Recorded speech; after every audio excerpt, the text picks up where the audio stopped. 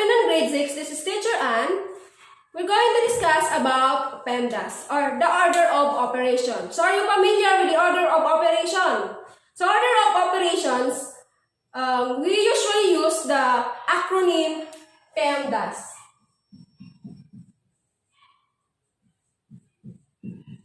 PEMDAS. So, what does PEMDAS means? So, P means the parentheses or the braces. You use parentheses or the braces. This used to group a number. Then, E is for exponent. For example, 2 to the power of 3. We use exponent for repetitive multiplication. So, 2 to the power of 3. This 3 is called the exponent. M for multiplication, D for division, A for addition, and S for subtraction. But always remember that in solving PEMDAS, we follow the rules in order. We solve first the number in the parentheses. For example, you are going to solve the number inside the parentheses first. For example, 10 times 4 plus 5. So this number has the parentheses. Parentheses includes a parenthesis. So meaning to say, if you solve a number on the equation, if you see or saw parentheses in the equation, you're going to solve first the number inside it. So, you're just going to copy or to solve first the number inside the parentheses. So, 4 plus 5 is equal to 9. Before doing the other operation outside the parentheses, 10. 10 times 9 is equal to 90. The next example is 5 minus 3 plus 6 times 2. So in here, it doesn't matter which comes first. As long as you're going to solve first, the number inside the parentheses before proceeding to the number outside it. So you're going to simplify first the number inside the parentheses. So 5 plus 3 is equal to 2. 6 times is equal to 12. Then, copy the operation outside the parentheses. 2 plus 12 is equal to 14. Another example. Another example. Another rule is to do the exponent. So, I already mentioned a while ago that exponent is the repeated multiplication. So, for example, 4 times 4, we can write this as 4 to the power of 2. This 2 is the exponent. 4 times 4 times 4 can be written in exponent as 4 to the third power. Then how are you going to solve a number with the exponent? So, for example, a given number is 3 times 5 to the power of 2. So, you're going to prioritize the number with exponent. So, copy 3 times 5. This will be simplified as 5 times 5. So, it will become 5 times 5 is equal to 25. So, after you simplify the exponent, that's the time you're going to multiply that number to the bigger number to the other number. So 3 times 25 is equal to 75. So this is the final answer. Another example. Using exponent. 3 to the power of 2 times 4 plus 6. So I already mentioned a while ago that you're going to solve first the number inside the parentheses. This one. So before you multiply 3 by 12, you're going to simplify first the exponent. 3 to the power of 2. So meaning to say 3 to the power of 2, meaning to say that is 3 times 3 is equal to 9 times 4 plus 6.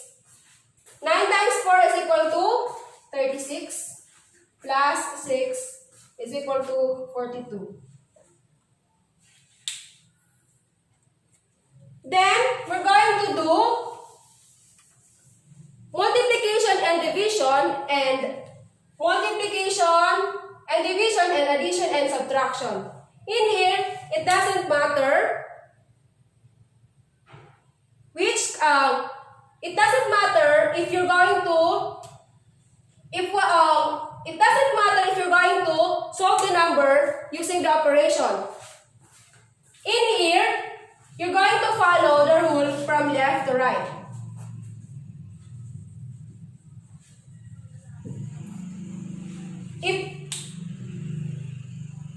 If division comes first before multiplication, so meaning to say, you can do division first before multiplying it. Same as with addition and subtraction. If the operation subtraction comes first before addition, then you can do first subtraction before addition. Remember that you're going to simplify the number which comes first with regards to addition and subtraction and multiplication and division. For example,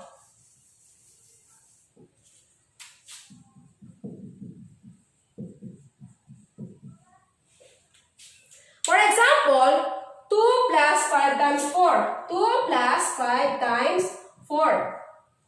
So in here, the number is the operations are addition and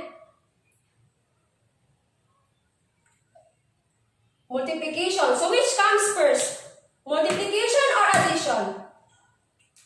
So what comes first is the multiplication. So meaning to say, you're going to multiply first before adding. So 5 times 4 is equal to 20 plus 2. So that's the time you're going to add. The answer is 22. Another example is 3 times 5 minus 1.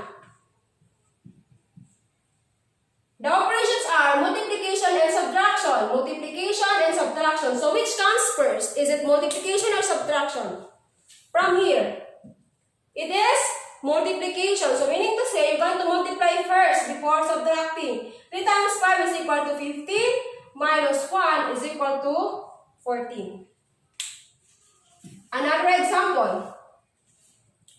20 minus 10 divided by 5. So which comes first? Division or subtraction? So division first.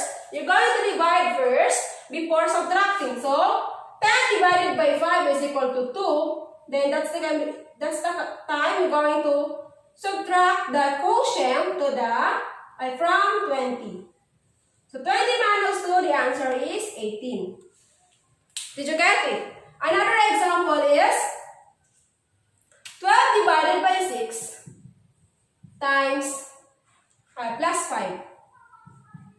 So which comes first? Division or addition? What comes first is the division. So you're going to divide first before adding. 12 divided by 6 is equal to 2 plus 5 is equal to 7. So the other example will be much complicated because the multiplication and division are in one equation and addition and subtraction is in the other equation. Another example is 40 divided by 4 times 5. This is what I mentioned a while ago to you.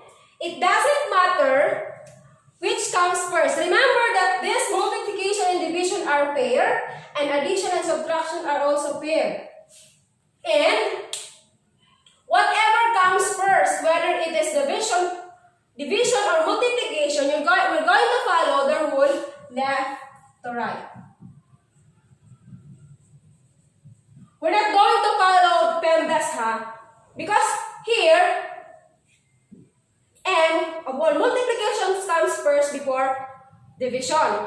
But according to what I've read, we're going to follow the rule which is from left to right. So here, from this given equation, division comes first before multiplication. So meaning to say, we're going to divide first before multiplying, following this rule. So meaning to say, 40 divided by 4 is equal to 10. Times 5, the answer is 50. This is the correct answer. Did you get it? If you multiply this first, that will become wrong. Because multiplication and division comes in pair. It doesn't matter which comes first as long as you're going to simplify starting from left to right if they are combined in one equation. Another example.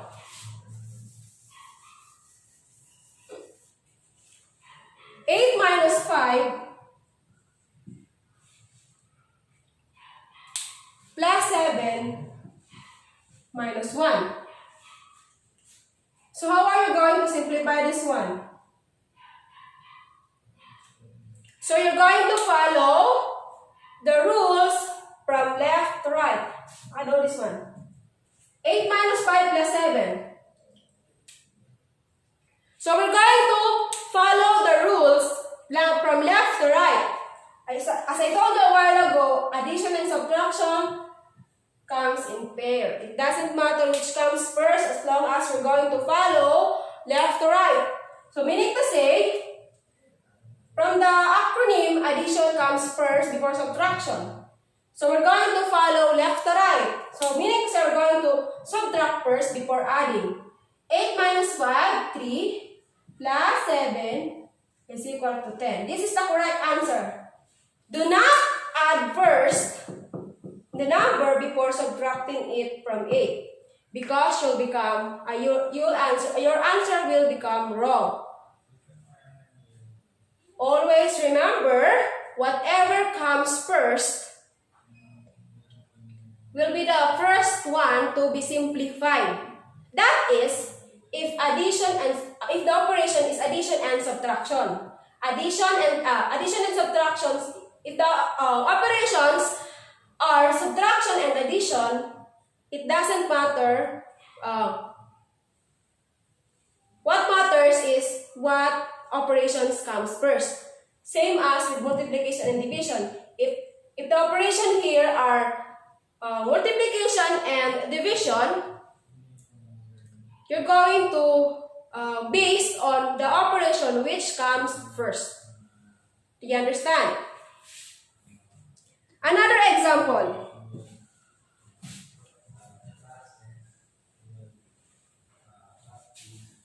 4 plus 6 divided by 2 times 3.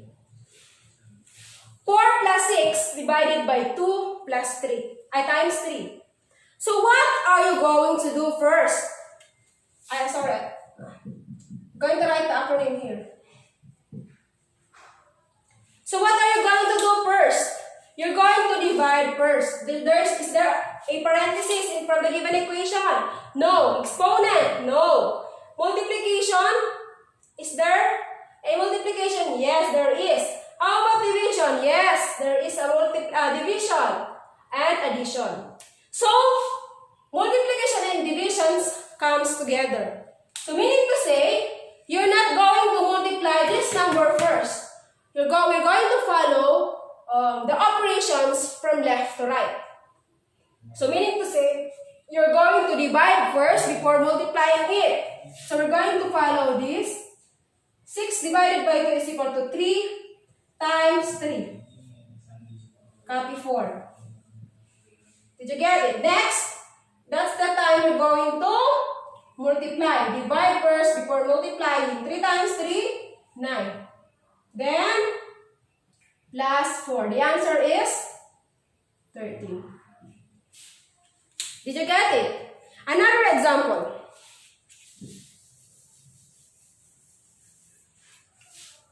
2 minus 3 plus 4 to the power of 2. So what are you going to do first? Simplify the exponent. So 4 times 4 is equal to 16. Copy 2 minus 3 plus 16. The next, what are you going to do next? We're going to follow the rules from left to right. Since this is addition and subtraction, we're going to base on the operation which comes first from the left. So we're going to subtract this first. 2 minus 3 is equal to negative 1 plus 16. The answer is 15.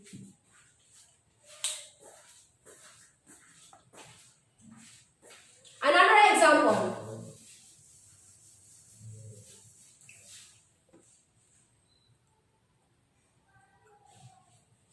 Another example is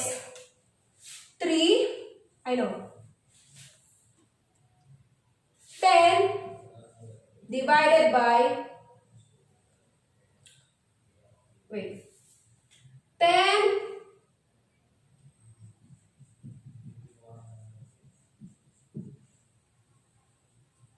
divided by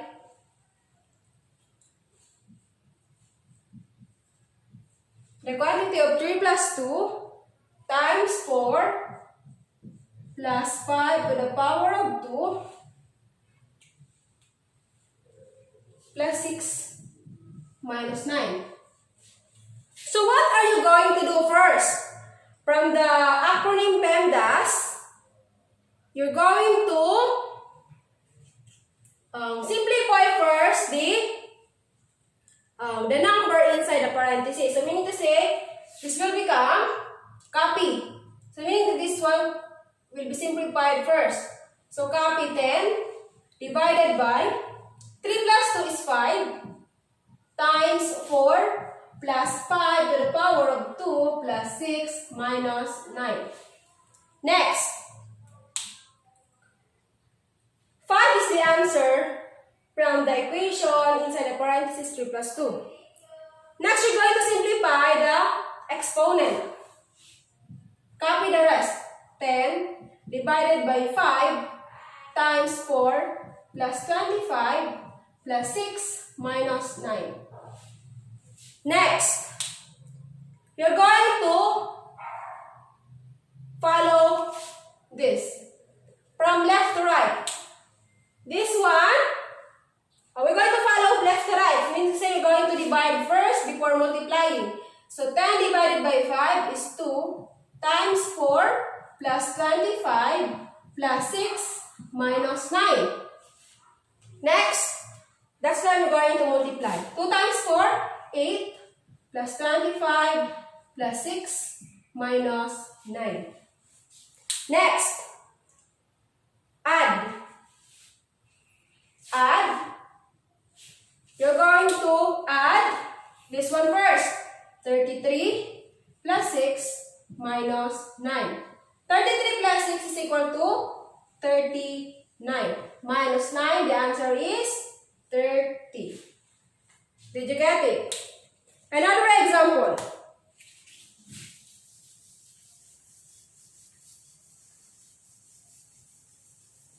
Another example of solving a PEMDAS is 3 plus, open braces, 6 the quantity of 11 plus 1 minus 4 divided by 8 times 2. So what are you going to do first? You're going to simplify first the number inside the parentheses. So this one. So which comes first? Addition. So meaning to say you're going to add first. Copy the rest. 3 plus open braces 6. 11 plus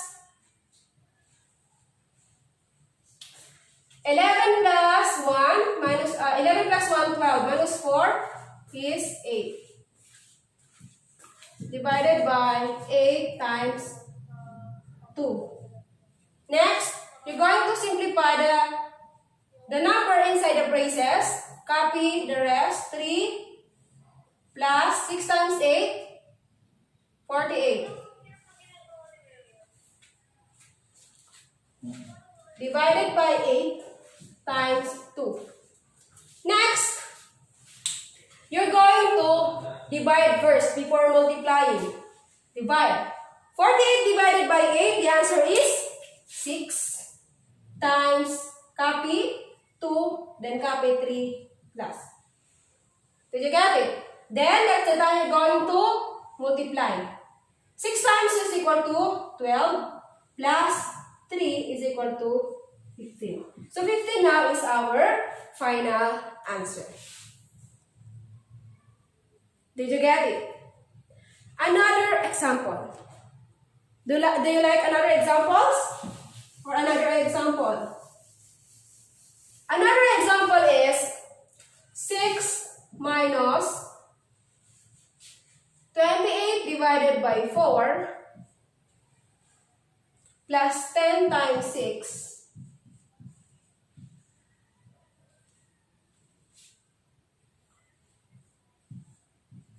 plus 4. So what are you going to solve? What number are you going to solve first? The number inside the parentheses. So, this one. Then the rest will be copy. We're going to copy as it is. As is. So, 28 divided by 4 plus the answer. 10 times 6 is equal to 60 plus 4. Then you're going to divide first. 28 divided by 4, the answer is 7. Why did we divide first? Because divisions comes first before addition. 7 plus 60. Still, 7 plus 60 is inside the parentheses. So, we're going to simplify it first. 6 minus 7 plus 60 is equal to 67. Then plus 4. Then, that's the time we're going to, what operation we're going to do first? Is it subtraction or addition? So from what I told you a while ago, you're going to start from left to right in solving addition and subtraction, same as with multiplication and division. So meaning to say, we're going to subtract first 67 from 6 before adding 4. So 6 minus 67 is equal to negative 61. Plus 4 is equal to negative 57. So negative 57 is the final answer. Did you get it? So remember, always remember that the order of operation is very much important. So what are the 4 steps we're going to do? First is simplify the equation inside the parentheses or the braces. The next one is solve or simplify the exponent. Next is in multiplication and division, do the solving from left to right, whichever comes first, whether it is division or multiplication. Same with addition and subtraction. You're going to follow from left to right. We're not going to add first before subtracting, because your answer might come wrong. Because in addition and subtraction, you're going to follow from left to right. Same as with division and multiplication. So that's all for today. We're going to give you more drills about PEMDAS. Tingnan mo.